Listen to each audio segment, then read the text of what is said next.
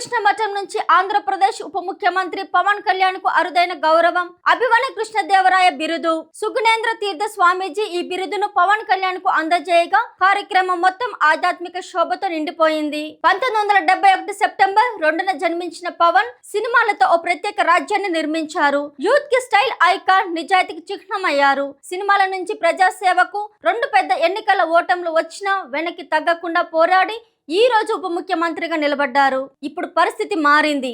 తెలుగు రాష్ట్రాలే కాదు, కర్ణాటక, తమిళనాడు, కేరళ, మహారాష్ట్ర వరకు మంత్రులు, ఎమ్మెల్యేలు పవన్ కు గౌరవిస్తున్న పరిస్థితి.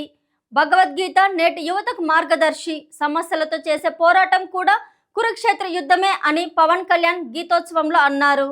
సినిమాల నుంచి రాజకీయం వరకు పవన్ కళ్యాణ్ ప్రయాణం ఇప్పుడు మరో గౌరవ ముద్రను అందుకుంది.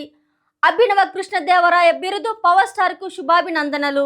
ఫ్యూచర్ లో పవన్ కళ్యాణ్ గారు సీఎం అవ్వాలని ఎంతో మంది ప్రజలు ఆశిస్తున్నారు.